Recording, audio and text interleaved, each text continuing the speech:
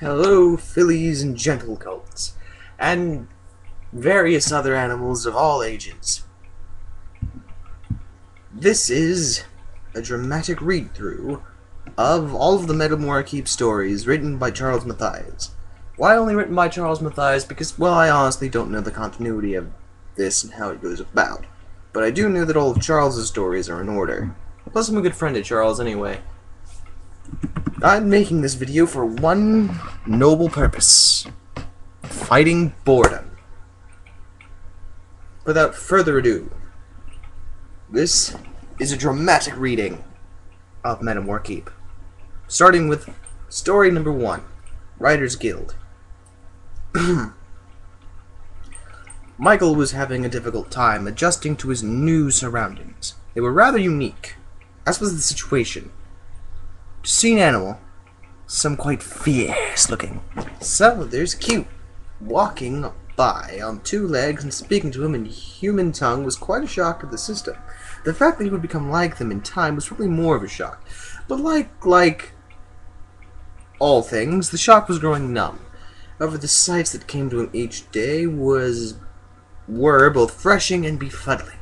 It was on that morning he decided to wander down a new passage of the keep, for there would be certainly something that would dazzle his imagination and his senses. Aside from the array of fantastical creatures that appeared before him, many of whom he had already met and talked with, there was one sight that brought a look of amusement to his face. A fellow, no taller than 4 feet, who looked all quite like a simple brown rat, with a hairless tail that was at least half his height and length, wearing a simple tunic, most likely for modesty's sake, was attempting to push a dresser that was much larger than him through a portal only 5 feet high. The rat turned back, obviously a bit exhausted from the efforts, and saw Michael staring at him. His whiskers twitched agitatedly. "You look like a strong fellow. Could you possibly help me with this thing?" Michael stepped over to the dresser, saw that it barely came up to his chest, but then again, so did the rat, and nodded. "I guess so. Where do you want it?" The rat stepped into the small aperture. Aperture science. We do what we must because we can. "Just push it on through the door. I'll tell you what to do with it." Michael gave it a firm push, and noticed that it moved quite easily with his strength. The rat motioned for him to continue pushing back, pushing and pushing, carefully stepping out of the way on his short legs. Michael had to duck his head when he reached the door, but the ceiling in the room was high enough for him to stand erect. I said erect. The rat pointed to a faded portion of masonry.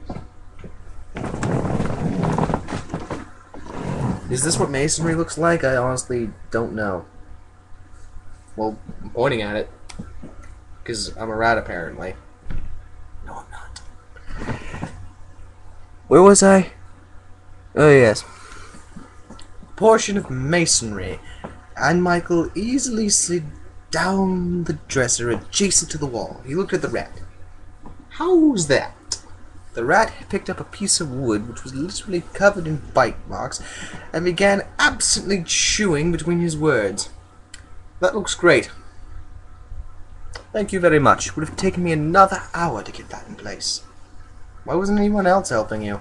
Michael asked, hoping that he wasn't being impatient. "Well, they're either too big to fit in here, or they're at the Writers Guild meeting, which I am missing." The rat replied, gnawing obsessively. Michael couldn't help but stare at the man-rat chewing on the stick. It seemed somehow odd to think of such a habit, but then again he had seen other people, who had obviously once been human, doing other strange things. He wondered just what he would end up himself when his metamorphosis completed itself.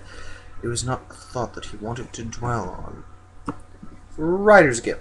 he asked, though considering the occupation of most of the evidence of the keep, this should not have surprised him. "Oh, I'm being a terrible host. Do sit down. My name is Charles Matthias. And who might you be?" Charles indicated a cushion on the floor next to the minuscule desk, with oil lamp and quill pen sitting on top of it. Matthias slid into a backless chair, his tail wrapping along the base with his feet dangled, barely touching the floor. Michael took a good look at the figure, noting the elongated feet with tiny claws at the end, the greyish tail with only a few straggly hairs on its surface, the sinuous shape of his upper torso, and his small black eyes which darted about. His large incisors which were gnawing away on the chunk of wood when he wasn't speaking. I am Michael. Kinda new here. I could tell. Matthias cocked his head to one side. Michael wasn't sure whether he was smiling or if he was tucking a piece of wood out of his teeth. You look familiar, and I know I've heard your name. I think I saw you when I first got here, Michael pointed out. Ah, Copernicus's good old whirlwind tour. Matthias smiled. I remember when he gave me mine. It took me weeks to sort everything out. Have you figured out what you're becoming yet? No, I got this hair on my back, but other than that, no, nothing yet. I've only been here a week or so. How long did it take you to become, well, that? Michael pointed at Matthias's chest. A rat? Oh, it took 2 weeks. I admit it's not the form I would have chosen. I started over 5 feet tall, and in 2 weeks I shrunk to this size. It was a miserable 2 weeks, let me tell you. I gave a lot of fluid as I lost mass and size. Most people here gain in size when they change. I guess I'm the exception to the rule. After I stopped changing, I had to move into my new quarters, as everything in my old room was just way too large for me. So they stuck you here. Actually, I asked to be placed here. I kind of like it. My little hole in the wall. That's what I call this place. My little hole in the wall. I think it's highly appropriate. Matthias chewed on his stick some more, looking proud of himself. So you do not mind the being of a rat? Michael asked a bit sensitively, hoping he wasn't treading on Charles's toes. No, in fact, I love being a rat. Sure, there are a few inconveniences, but overall, I can't think of anything now I'd rather be. Now, I guess it sort of grows on you. Pretty much. I can guarantee whatever you become, you'll get used to it. Does that include a female bear? 'Cause...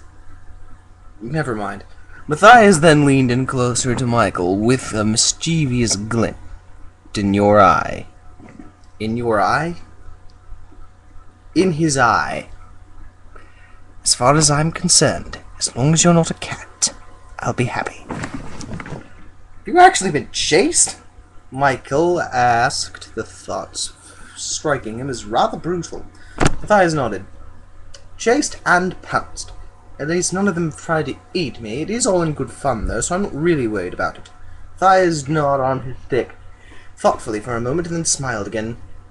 One is wondering just what you would like to become. Who, me? Michael asked, taken a bit back by the question. Matthias nodded slowly, his whiskers twitching. I don't really know. I haven't thought about it, really. Michael then remembered something that Charles mentioned before. You say you did something about a writer's guild earlier.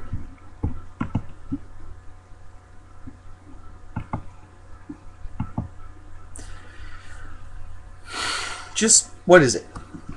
The Writers Guild is an organization that was started when that there were so many people who wanted to write, but it became increasingly inefficient to keep naming everybody court writers. So the situation was rearranged, and only a certain few were named with the position of court writer. I happen to be one of those fellows. Actually, there are quite a lot of us, but there are many more who still write. We are not officially writing for the court, but the guild was set up at my suggestion. It is run by 3 headmasters: J. Wells, Phil, Argus, and myself. Membership is simple. Ask one of us 3, and we'll give you a challenge. You have to write a story that meets our specifications, which we will give you, and do it in less than a day. If it meets our standards, you are an accepted member. So far, we have not rejected any applicants. What do you do there? Michael asked. Well, we assist the less experienced writers, giving them pointers and helping them out with their ideas. Eventually, when we think one of the guild members is ready, we will submit his name to His Majesty, and we will decide to invest the person as a fully fledged court writer.